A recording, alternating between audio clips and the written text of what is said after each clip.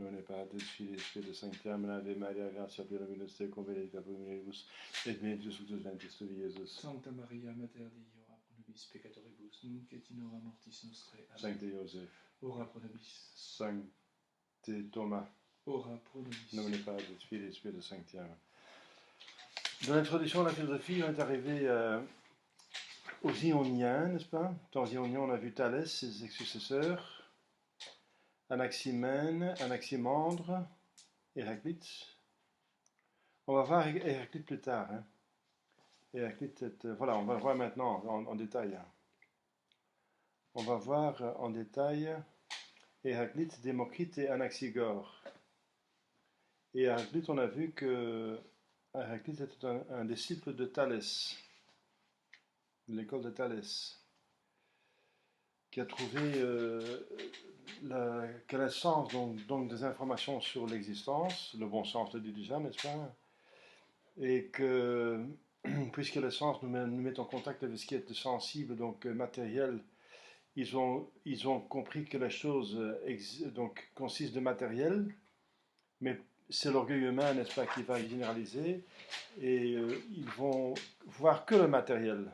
Ils vont tout expliquer, c'est ça leur erreur, n'est-ce pas, qu'ils vont tout expliquer par un matériel. Thalès explique tout par l'eau, Anaximène par l'air, Héraclite par le feu, et Anaximandre par l'infini. Alors, par l'infini,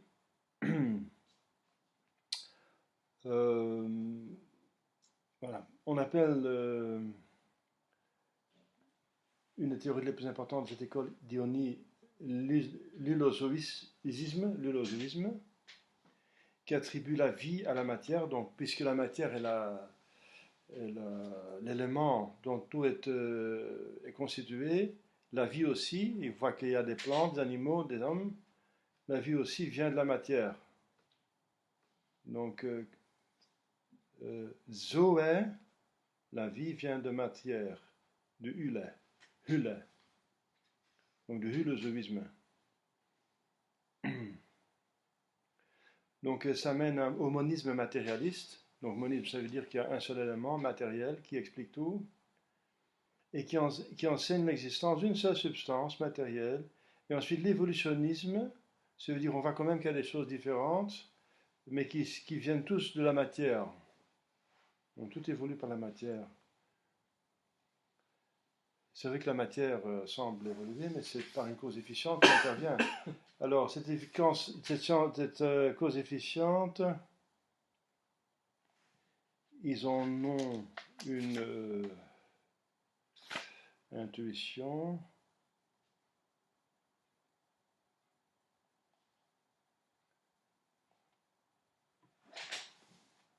Est-ce qu'on a encore vu ça, monsieur?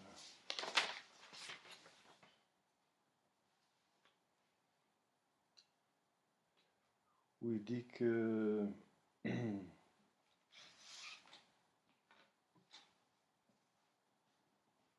les dieux sont partout. Je cherche la citation là.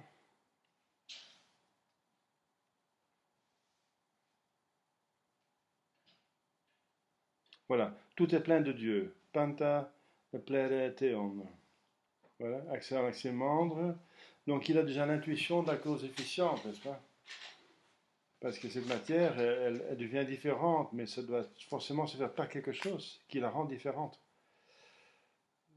Donc l'évolutionnisme n'est pas pur comme pure bête, n'est-ce pas? Une bêtise. L'évolution moderne est plus bête que les premiers philosophes.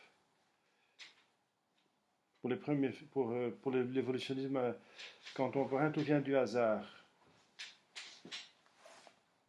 Empédocle l'enseignait aussi, mais aux premiers philosophes, on peut encore voilà, les pardonner parce que ce sont des erreurs des premières recherches. Ils ont trouvé du vrai. Ils sont trompés sur certains points. Donc, il expliquait l'origine des êtres vivants par la production séparée des organes, des membres, etc., qui sont réunis au hasard.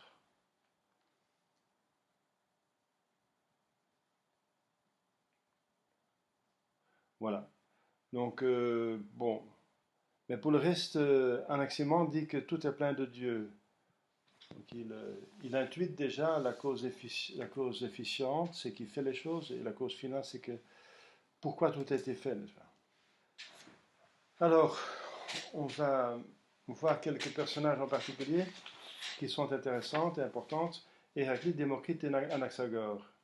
À ces physiciens, comme les appelle Aristote, ou philosophes de la nature sensible, se rattachent donc trois grands penseurs, Héraclite, Démocrite et Anaxagore. Parce qu'on a déjà vu Anaximène, Anaximandre et maintenant Anaxagore. Mais on va commencer par Héraclite, qui est très important, n'est-ce pas?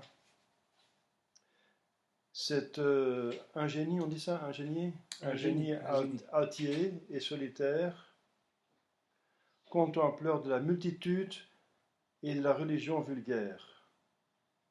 Contempteur de la multitude et de la religion vulgaire, porte héroïquement jusqu'à ses premiers principes métaphysiques la pensée des philosophes de Dionie. Voilà, c'est pour ça, c'est son importance. Il porte jusqu'à ses premiers principes métaphysiques la pensée des philosophes d'Ionie. Et par là même, il fixe une fois pour toutes l'un des termes extrêmes de l'effort spéculatif et de l'erreur même. Donc une certaine réalité perçue dans les choses la saisit avec tant de force qu'il en devient le captif pour toujours. Cette réalité, on l'a vu déjà chez Thalès, c'est le changement, le devenir.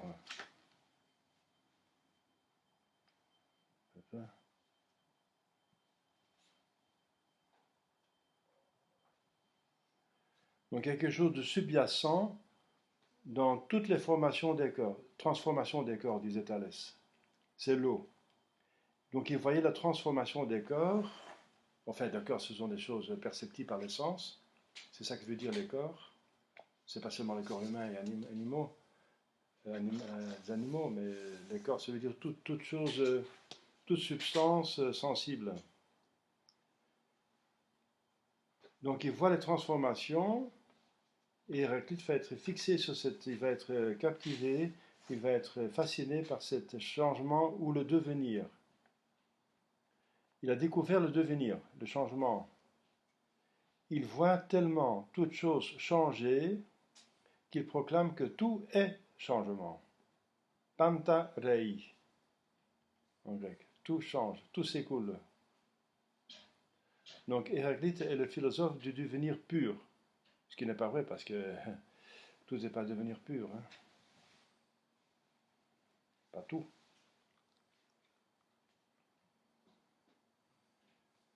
C'est vrai que dans le monde matériel, il y a des générations et des générations, et corruption donc.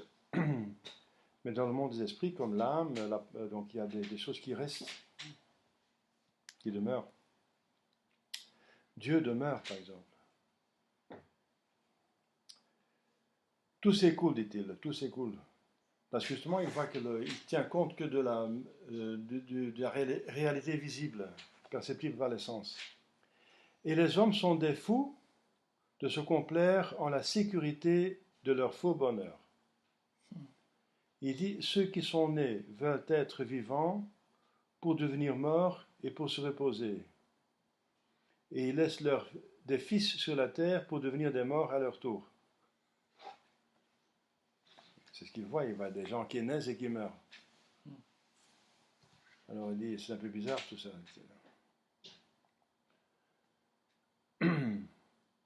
Nous ne touchons pas deux fois le même être, dit-il, puisque tout change.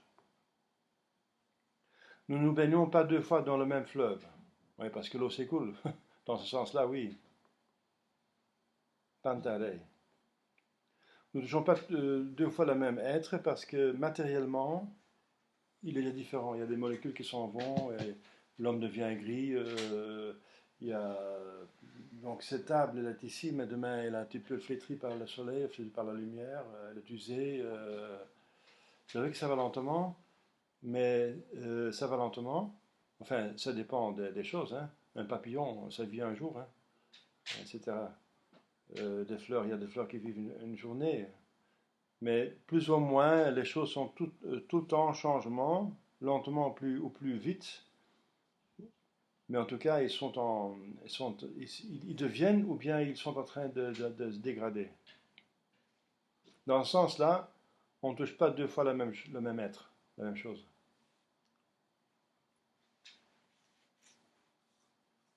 Par exemple, si on garde une photo et on le regarde 10 ans après, elle a déjà flétri, hein. On touche la même photo et c'est pas vraiment la même photo. Voilà. Parce qu'il voit les changements de la matière. Donc ce qu'il ne voit pas du tout, c'est la cause formelle, n'est-ce pas, qui reste la même chose. La définition de ce qu'on voit, c'est la photo, c'est toujours une photo. Et ce qui a changé, c'est la couleur, etc. Ce sont des accidents. Donc il ne va pas faire cette distinction-là. Mais il voit une chose, et c'est important de le voir. Donc tout va lentement, n'est-ce pas? La philosophie avance lentement. Les Ioniens ont trouvé quelque chose, et Héraclite va porter cette trouvaille aux dernières conséquences. Et il va tomber dans des erreurs, bien sûr.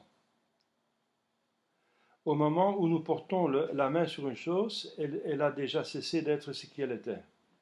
Ce qui est change par la même qu'il est. Eh bien, c'est vrai, c'est pas vrai. C'est vrai pour les choses matérielles, je répète, mais pas pour les choses spirituelles. Donc il dit partie de vrai et partie de faux. Mais comme toujours, n'est-ce pas, comme je dis, la grande erreur de la philosophie, des philosophes, c'est d'exagérer et de généraliser leurs trouvailles. De ne pas les prendre dans leur juste mesure, dans les justes proportions, contexte. C'est-à-dire qu'il n'y a sous le changement aucun sujet stable et permanent. Pourquoi pas? Parce qu'on ne le voit pas. Donc il s'appuie encore sur l'essence. On ne voit pas la substance des choses par l'essence. On voit seulement les accidents de la chose. Donc il s'arrête à la perception sensible. Et c'est pour ça qu'il dit qu'il n'y a sous le changement aucun sujet stable et permanent. Donc cette erreur de Héraclite va être reprise par Kant, qui dit qu'on voit des phénomènes, mais la chose en soi, on ne peut pas la connaître. Mais je répète, pour Kant, c'est scandaleux parce qu'il vient 25 siècles plus tard, hein? Oui, 25 siècles, 24, 25 siècles plus tard. Il a passé le sommet d'Aristote et de saint Thomas, et alors retomber dans les erreurs des petits-enfants, n'est-ce pas? C'est de la sénilité, comme j'ai dit la dernière fois. Donc il dit qu'il n'y a sous le changement aucun sujet stable et permanent, identique à lui-même. Voilà. Ça, il nie. Il nie la métaphysique, donc il ne connaît pas encore la métaphysique de l'être. Voilà, un homme est toujours un homme, même s'il vieillit, c'est un homme qui est identique à lui-même. C'est vrai que son corps vieillit, mais c'est quand même l'homme. Et ça, il ne voit pas. Il s'arrête à la perception sensible, qui change tout le temps. Alors donc, aucun sujet stable, comme une bille d'ivoire, qui demeure bille d'ivoire tandis qu'elle se meut. Voilà. Donc, ça, il ne voit pas, que la bille d'ivoire reste bille d'ivoire, tandis qu'elle se meut. Il ne voit que le changement. Et dit la bille d'ivoire qui se meut n'est pas la même parce que c'était ce qui était l'âme. Elle avait un site, un lieu. Ici, maintenant, elle a un autre lieu. Donc, c'est comme une autre bille, quoi. Parce que quelque chose a changé en elle. C'est sa position. Dès lors, il faut avoir le courage d'affirmer que ce qui est, donc la chose qui change, en même temps n'est pas, puisqu'il n'y a rien qui demeure sous le changement. Le courage, ça veut dire ou bien la sottise. Hein. Quelque part, c'est logique, si on ne tient pas compte du reste. Donc, dans la logique formelle, c'est vrai, dans la logique matérielle, c'est pas vrai. Vous voyez la différence? La logique formelle tient compte de la réalité entière. Et la logique formelle donc, ne voit que le raisonnement à partir d'une donnée. Mais la donnée ne suffit pas. C'est pour ça que la logique formelle, dans ces cas, elle aboutit à une conclusion erronée, parce que le départ est erroné, le raisonnement est vrai, comme chez Descartes, hein, son raisonnement est bien, mais son point de départ est faux. C'est qu'il doute de tout, on ne peut pas douter de tout. C'est pas raisonnable de douter de tout. Mais une fois qu'on doute de tout, son raisonnement est logique.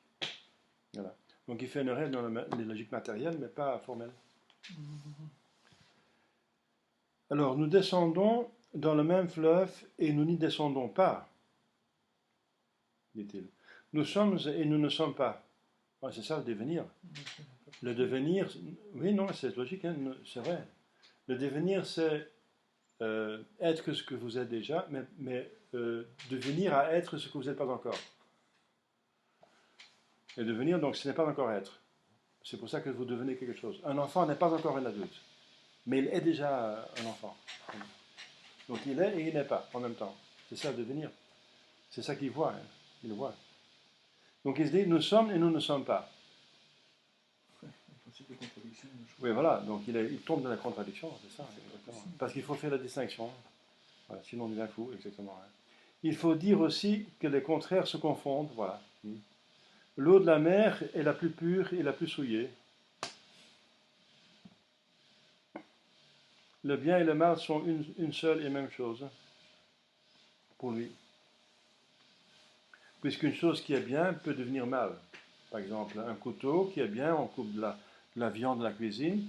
S'il y a un meurtrier qui entre, qui prend ce même couteau et il tue quelqu'un, ce couteau est mal. Donc ce qui est bien est mal, voilà. Il ne fait pas assez de distinction. Hein. L'eau de mer est plus pure et plus souillée. Ouais. L'eau de mer, si on la filtre, on a de l'eau pure, n'est-ce pas? Il y a de l'eau pure. L'eau de mer peut être. On peut sortir de la mer de l'eau pure, hein, mais aussi souillée. Hein, si on va, qu'on creuse en bas, si c'est la tempête.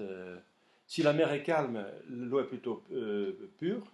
Et si y a une tempête, l'eau est plutôt souillée par le dessous de la terre, le fond de la mer qui se mélange avec l'eau.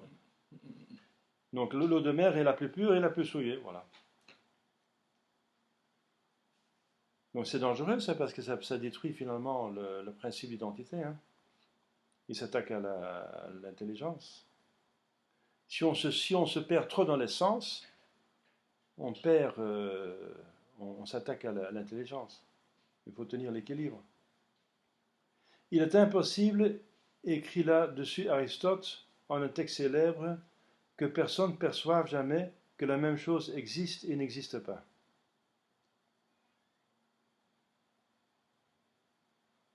Aristote va protester, parce qu'il parle de la même chose. Si elle a changé, c'est sous un aspect. Un certain aspect. Si la bille d'ivoire a roulé, elle a changé de lieu. Mais le reste n'a pas changé. Elle a changé de lieu et de position, mais pas de reste. Héraclite est d'un autre avis selon quelques-uns, mais tout ce qu'on dit, il n'est pas nécessaire qu'on le pense. Encore.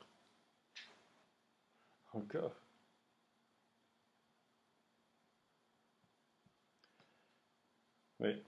Le mensonge, ça existe exactement, et l'erreur aussi. Ça, c'est vrai aussi. Oui. Et ça complique encore plus la pensée d'Héraclite, n'est-ce pas? La cause de l'opinion de ces philosophes, c'est qu'ils n'ont pas admis comme être que les choses sensibles, voilà, en tant que sensibles. Et comme ils voient que la nature sensible est dans un perpétuel mouvement, certains comme Cratyle ont pensé qu'il ne fallait rien dire.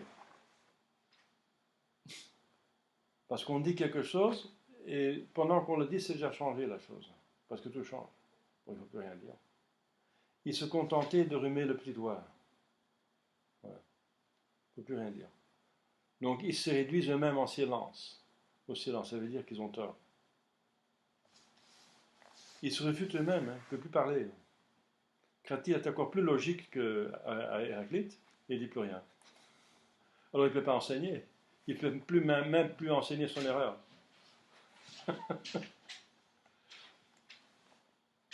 C'est ce qu'on dira aux autres, aux scepticistes, etc., ceux qui nient qu'on peut savoir quelque chose, alors taisez-vous, on dit. Donc effectivement, on a du scepticisme qui découle fatalement de la métaphysique de la pure mobilité professée par Héraclite, bien que celui-ci personnellement ait cru avec force à la vérité. Bien sûr, parce qu'il pensait, il a cru à la vérité de ce qu'il disait. Cratyle va plus loin, mais il ne peut plus rien dire. Alors. Il dit, si vous n'attendez pas l'inattendu, vous n'atteindrez pas la vérité qui est difficile à discerner, à peine accessible. C'est vrai. Parce qu'il a vu une partie de la vérité, ça veut dire l'existence des choses sensibles, mais il n'est pas allé plus loin. Il n'a pas eu la force d'aller plus loin, n'est-ce pas? Ce discernement d'aller plus loin. Il y en a d'autres qui vont aller plus loin, qui vont voir d'autres éléments, d'autres aspects dans la réalité. Mais il a trouvé quelque chose de réel. Hein. La chose que Descartes va nier, justement. Que les choses sensibles existent. Hein. Qu'il y a des choses sensibles. Et qu'ils changent. Le devenir. Il y a un devenir. Descartes, il doute de tout, même du devenir, même des choses sensibles, il doute de tout, n'est-ce pas? Alors, ainsi Héraclite est le philosophe de l'évolution et du devenir pur. Donc c'est là son erreur. La réalité n'est pas devenir pur. Il y a un devenir dans la réalité, mais ça, c'est pas seulement devenir, il y a autre chose. Toutes choses, par suite, sont à ses yeux des différenciations produites par la discorde ou la guerre. Donc voilà, il cherche une cause efficiente. Qu'est-ce qui fait toutes les choses? Que ça change? Eh bien, la discorde ou la guerre. Polémos pater panton. La guerre, pater, c'est le père panton de tout, de toute chose. La guerre est le père de toute chose. Voilà. Donc il va expliquer, il va chercher une cause efficiente de devenir.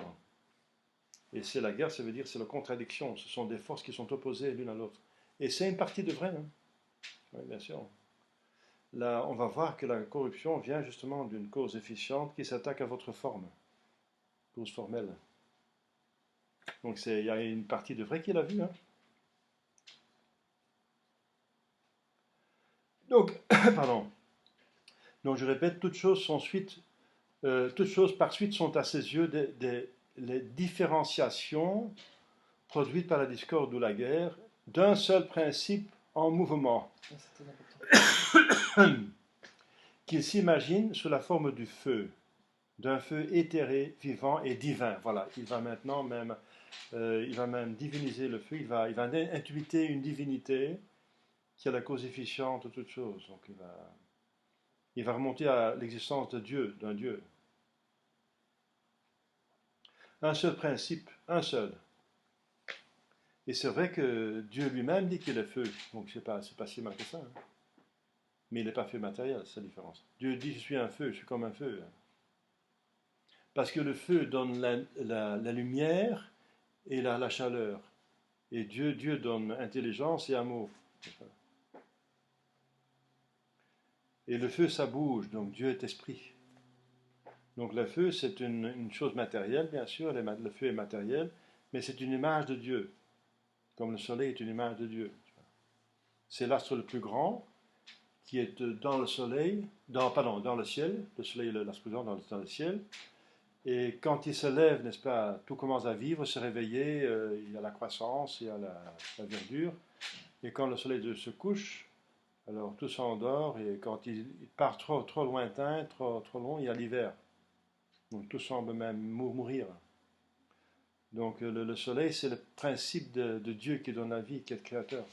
que dans l'intelligence et amour. Voilà, donc un seul principe en mouvement qui s'imagine sous la forme du feu. On va par là, dès l'origine, apparaître avec éclat la nécessité qui rive au monisme et au panthéisme toute philosophie du devenir pur. Voilà. Donc il va y avoir tout est en changement, donc tout est changement. Et le principe du changement, c'est le feu, donc tout est feu. Donc c'est le monisme, mais puisqu'ils vont diviniser Dieu, tout est Dieu et Dieu est tout. Voilà. Dieu, tout est changement, donc le changement c'est le feu, et le feu c'est finalement Dieu, donc Dieu est tout. Tout est Dieu et Dieu est tout. On arrive au monisme et au panthéisme. Donc le monisme, comme vous savez, c'est la doctrine qui fait de toute chose un seul être. Et le panthéisme, c'est une doctrine qui confond le monde et Dieu.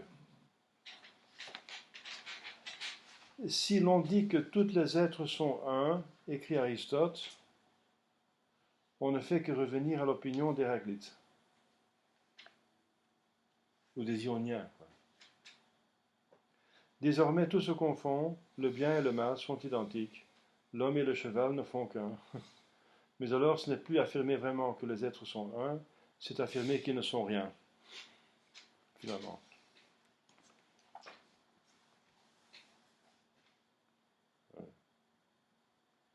Ah oui, si tout change, on ne peut plus dire que c'est quelque chose. Puis ça change d'autant, donc finalement, c'est rien. C'est la critique d'Aristote. Voilà. Mais Aristote va quand même sauver dans Héraclite ce qu'il a dit de vrai. Vous voyez, les esprits qui sont... Vous voyez, comme la philosophie naît, n'est-ce pas? Elle voit des choses vraies, mais elle exagère, elle voit pas d'autres choses, et elle va tomber dans une erreur. Au lieu de s'arrêter là et de dire, voilà, on a trouvé quelque chose, mais on ne va pas exagérer, on va continuer à chercher, à réfléchir. On va penser qu'on a tout trouvé, on va généraliser, on va faire une théorie qui explique tout, n'est-ce pas? Et finalement, on tombe dans des erreurs grossières. C'est le manque d'humilité, et qui va être corrigé par Socrate. Socrate qui va, comme je vous ai dit l'autre fois, qui va admettre qu'il ne connaît rien. Très peu de choses. Alors, on passe d'Héraclite, très important, Héraclite, parce qu'il a trouvé quelque chose. Hein. Il a trouvé le sensible et le changement, le devenir. Alors, on va passer à Démocrite d'Abdère. Démocrite d'Abdère.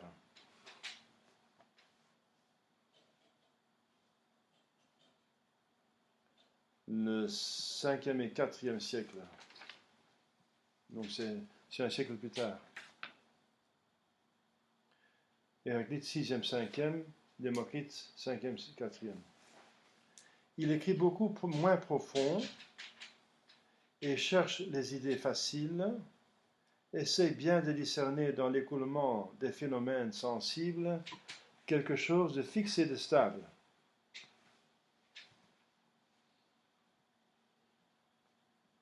Donc il va refuser d'aller trop profondément dans la chose comme Héraclite, donc moins profondément parce que il ne veut pas tomber dans l'absurde, donc il comprend que s'il va trop loin, il va tomber dans l'absurde, donc il s'arrête à temps et cherche quelque chose de fixe et de stable, parce qu'il a quand même l'intuition, l'évidence du sens commun qu'il y a quelque chose de stable et de fixe. S'il est marié à une femme, c'est la même femme qui a toujours le lendemain, elle espère quand même. Donc, les mêmes enfants, et le même travail, la même maison, c'est quand même sa maison, il peut dire c'est ma maison. Si demain c'est notre maison, il peut dire c'est sa maison alors. Donc ça répugne finalement au sens commun, hein, au bon sens. Ces conséquences que Héraclite a tirées de ses observations. Donc il essaye bien de discerner dans l'écoulement des phénomènes quelque chose de fixe et de stable, mais il demande cet élément stable à l'imagination. L'imagination. Parce qu'il ne voit pas. C'est normal aussi quelque part. Parce qu'il ne voit pas la substance des choses, on ne la voit pas. Je ne vois pas la substance de la pierre, je ne vois pas la substance de la plante, je ne vois pas la substance de l'homme, c'est son âme. On ne voit pas l'âme. Mais on la connaît à son agir. Donc il va demander cet élément stable à l'imagination. C'est encore sensible, hein? Il devrait la demander à l'intelligence. Mais il la demande à l'imagination qui peut être sensible parce qu'on a deux imaginations. L'imagination sensible et l'imagination intellectuelle. Donc, mais il va demander ça à l'imagination, non à l'intelligence, donc l'imagination sensible. Bon, c'est encore un tout petit pas en avant, mais ce n'est pas vraiment ce qu'il fallait faire. La seule réalité qu'ils reconnaissent est ainsi quelque chose qui, tout en dépassant la perception des sens externes, ça c'est vrai, ça dépasse, c'est vrai, c'est vrai. La métaphysique dépasse la perception physique des choses, c'est pour ça qu'on appelle ça métaphysique. Tombe néanmoins sous l'imagination, dit-il, à savoir la pure quantité géométrique. Quantité géométrique. Et là, c'est fort, c'est très fort.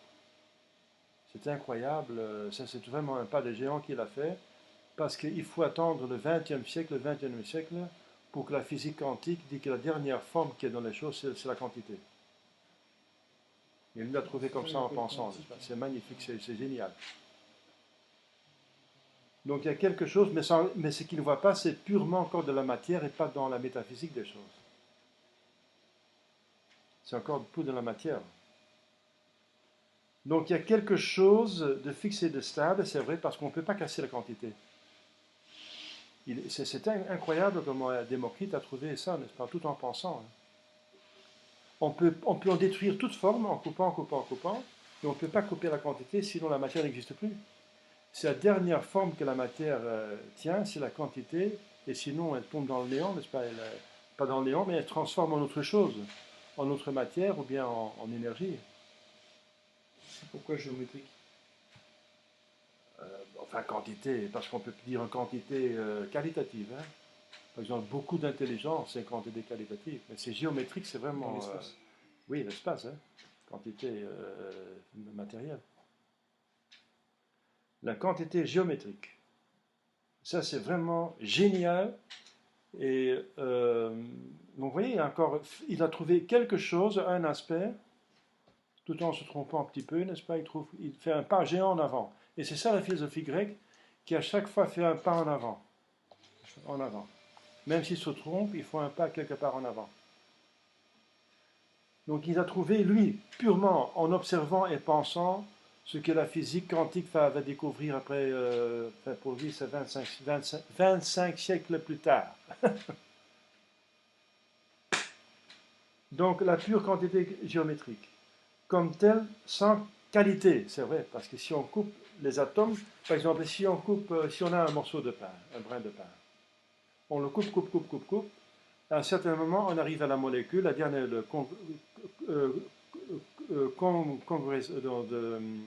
assemblée de molécules, assemblée de coagulation de molécules, qui fait le pain, parce que le pain est composé de plusieurs choses.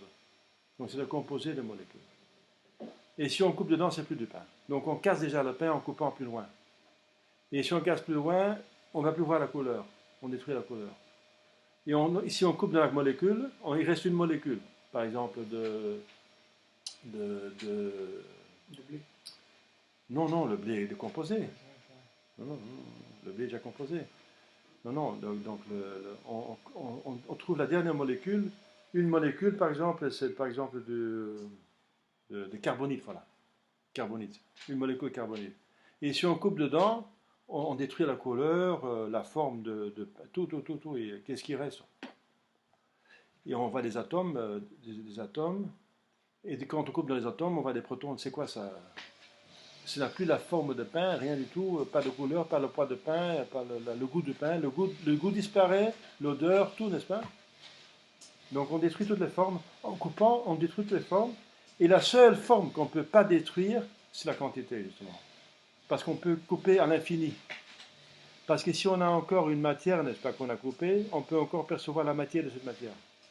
À chaque fois, on peut percevoir la moitié. Donc on peut couper jusqu'à l'infini. Donc on n'arrive pas à casser la quantité. C'est la dernière forme qui réside. Vous comprenez? Donc, comme tel, sans qualité, sans couleur, sans odeur, sans saveur. Donc, c'est vrai, c'est absolument vrai. C'est génial.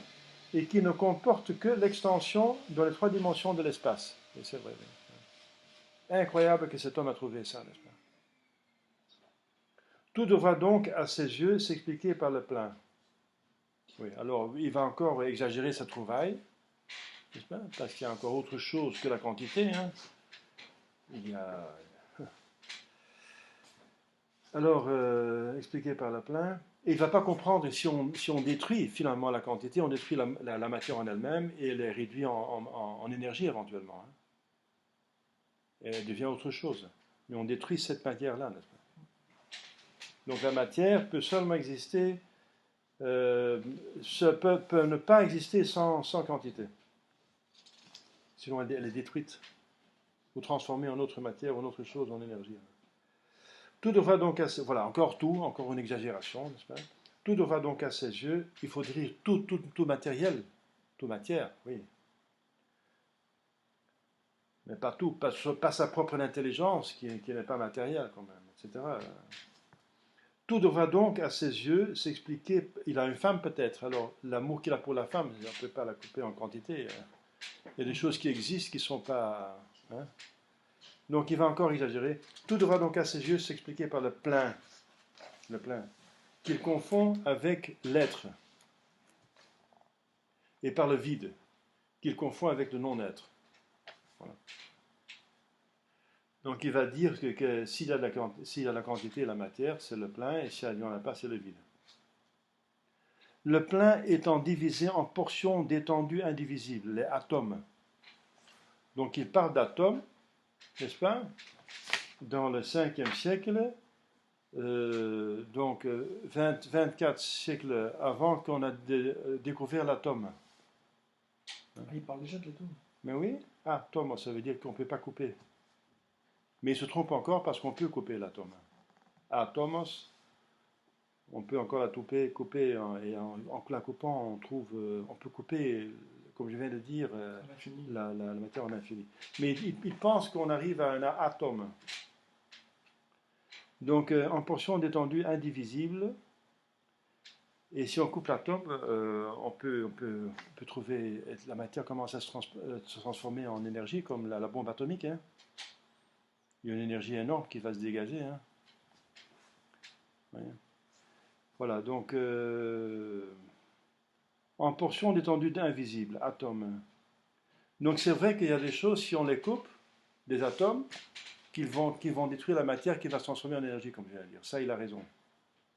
Donc d'une certaine façon, il a déjà intuité la bombe atomique. Parce qu'il dit, la matière s'arrête à l'atome. Ça veut dire, si on la coupe, ça devient autre chose. Ça devient énergie. Voilà. C'est incroyable comme les Grecs avaient une force de pensée, hein. La différence avec les hindous, etc., et les Perses. Donc le plein étant divisé en portions d'étendue indivisibles, atomes, qui sont séparés par le vide et éternellement en mouvement. Ça c'est vrai, oui. Oui. Ils sont séparés par le vide. Dans une molécule, il y a entre des atomes, il y a un vide, il y a le vide. Oui. Et ils sont éternellement en mouvement, oui. Oui. Et qui ne diffèrent entre elles que par la figure, l'ordre et la situation.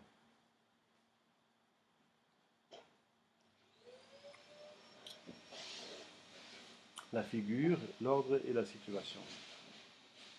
Donc les atomes de Démocrite vont avoir quand même plusieurs figures, ordre et situation. Ordre, ça veut dire qu'ils vont se mettre ensemble, ce qui est vrai aussi. Je viens de dire que le pain, ce sont des atomes, des molécules qui se mettent ensemble. Et la situation, ça veut dire par rapport aux autres atomes et molécules. Et il attribue à la nécessité aveugle ou du hasard l'ordre de l'univers, comme la structure de chaque être. Puisqu'il il ne reconnaît que la matière, le sensible, il n'y a pas d'intelligence pour ordonner. Hein. C'est ça encore une grande erreur. Là, il tombe dans l'erreur de l'évolutionnisme, hein, des ioniens. Parce que Démocrite est un ionien. Démocrite est donc en Grèce, au temps même de Socrate, le fondateur de l'atomisme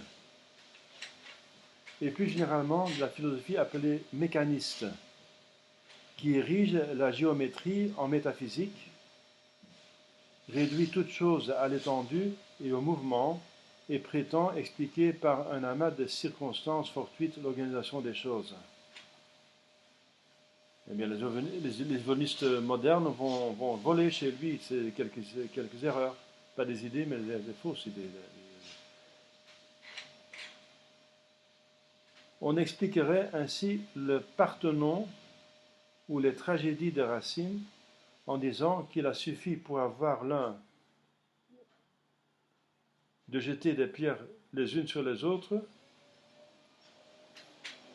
pendant un nombre indéfini d'années pour obtenir le Parthénon, et pour obtenir les autres de brasser longuement pêle-mêle les caractères d'imprimerie.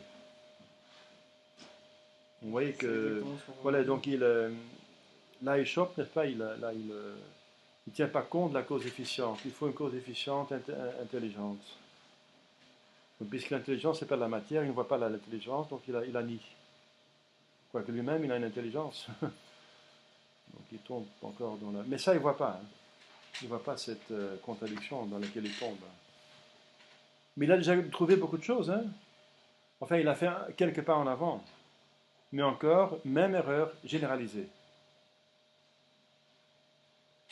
Et exclure une explication qu'on n'a pas encore trouvée. Il dit oui, et d'autres après moi expliqueront autre chose que je ne comprends pas. C'est ça son humilité qui devrait le dire. Son humilité devrait dire cela. Ensuite, on arrive à Anaxagore de Clazomène, 5e siècle.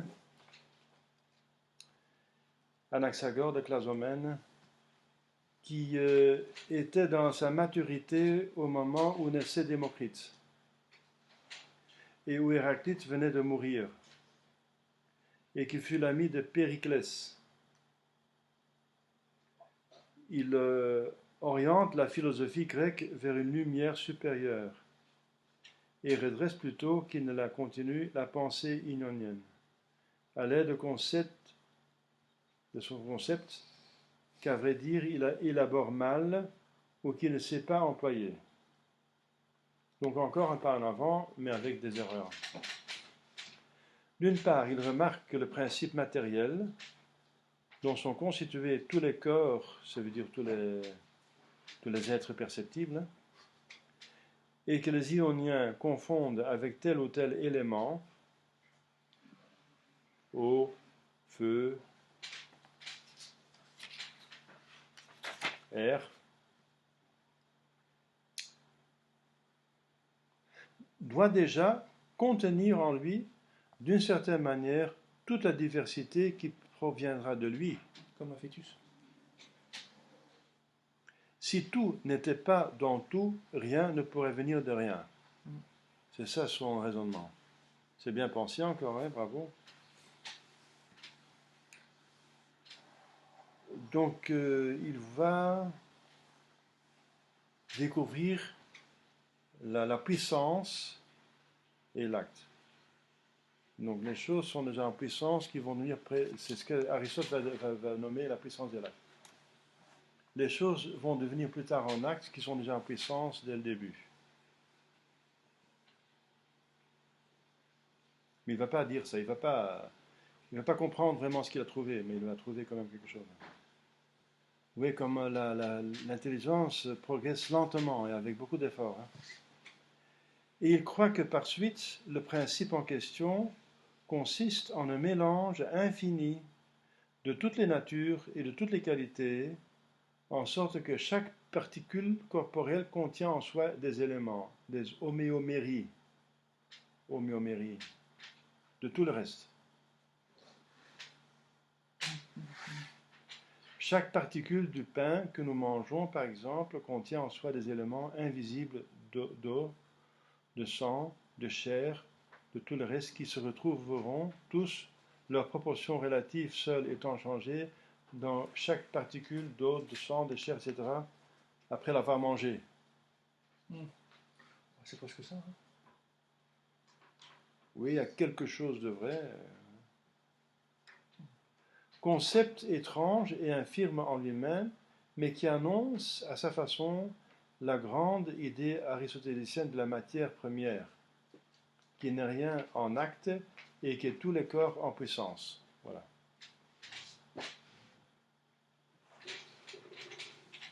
Ça, on verra plus tard. Hein.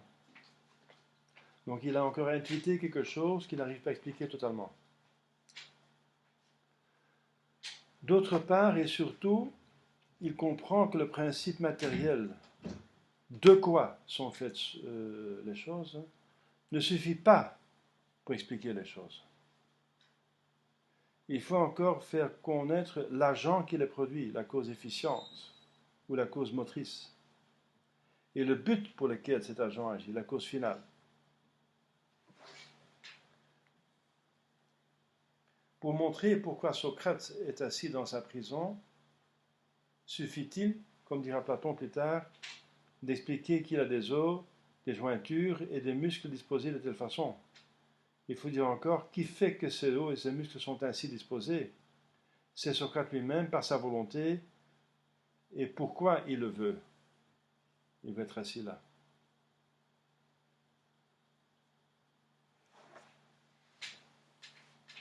C'est sa volonté qu'il a voulu. Il a voulu se mettre là pour quelque chose, par exemple, pour lire un livre, etc. Donc il découvre encore plus explicitement la cause efficiente et finale. Anaxagore de Clazomène, parce qu'il a été conduit à reconnaître par-delà les éléments matériels du monde l'existence nécessaire d'une intelligence séparée, nous en grec, ordonnatrice des choses, est seule, selon le mot d'Aristote, à avoir gardé la sobriété parmi tous les autres philosophes de son temps, auxquels le vin des apparences, sensible à tourner la tête et qui parle au hasard. Il a découvert l'existence d'un être vivant. Donc il ne voit pas seulement que dans la matière, il y a une certaine possibilité à devenir tout. Donc il intuite la matière première, la chose la plus débile qui existe, n'est-ce pas? Et il intuite de notre côté, l'autre extrême, la cause efficiente et cause finale, il intuite Dieu. C'est l'être le plus puissant, n'est-ce pas, le plus intelligent, le plus parfait. Donc il intuite les deux extrêmes de l'univers. Le plus débile de la matière et le plus fort dans l'esprit. Dieu.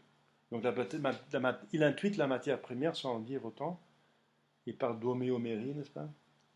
Et il intuite Dieu qu'il va nommer nous, une intelligence séparée. Donc il ne tombe pas dans le panthéisme. C'est déjà 2 pas en avant encore. Hein? 2 grands pas en avant. Voilà, donc on va parler la prochaine fois des italiques, des Grecs qui sont plutôt dans la botte, dans le talon, dans le bas de la botte italienne, n'est-ce pas? C'est une colonie grecque, n'est-ce pas, le sud de l'Italie, où on va trouver Pythagore et c'est son école.